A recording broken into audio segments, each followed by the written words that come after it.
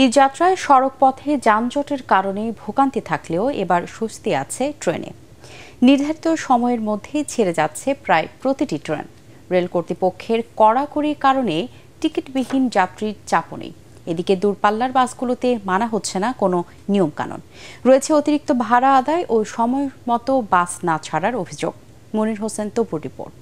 Walton fridge কিনে অনেকের মতো আপনিও হয়ে যেতে পারেন মিলেনিয়াল। সেরা পণ্যের সেরা অফার।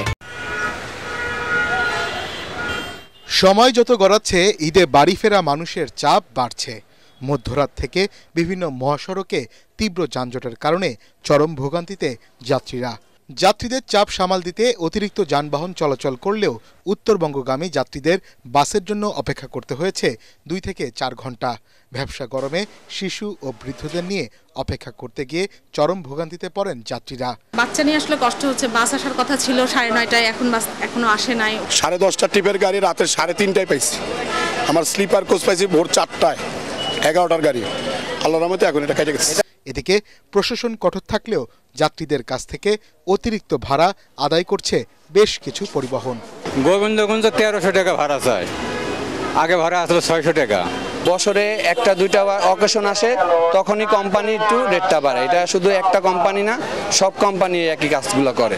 মাঝপথের ভাড়াটা রাখি, সেক্ষেত্রে দেখা যায় আমাদের ভাড়াটা অনেক কমে আসে। আর আমাদের গাড়িটা যখন যায় ওইখান থেকে ফিরে আসে একবার ব্লাইন্ড। তবে ট্রেন যাত্রা নিয়ে গেলবারের মতো এবারও স্বস্তির কথা জানিয়েছেন যাত্রীরা। শিডিউল বিপর্যয় না থাকায় খুশি ঘরমুখো মানুষ। ভোগান্তি একদিকে আমার মনে হয় যে কমছে। আর অন্যান্য সময় তো দেখা যায় যে ট্রেন 1 ঘন্টা 2 ঘন্টা 3 ঘন্টা পর্যন্ত লেট করে আসে, কিন্তু এবার দেখা যাচ্ছে যে আমাদের যে বুড়িমারি নতুন ট্রেনটা এটা রাইট সময়ে চলতেছে। যে এনআইডি দিয়ে যারা টিকিট কাটেনি তাদের জন্য কি ব্যবস্থা নিচ্ছে? তাদেরকে এই মুহূর্তে কি করব, ফিরাই দেই নতুবা পুনরায় টিকিট ইস্যু করে দেই। টিকিট যার ভ্রমণ তার নিশ্চিতে কমলাপুর রেল স্টেশন জুড়ে 3 স্তরের নিরাপত্তা ব্যবস্থা রেখেছে কর্তৃপক্ষ। মনির হোসেন তপু, এটিএন বাংলা, ঢাকা।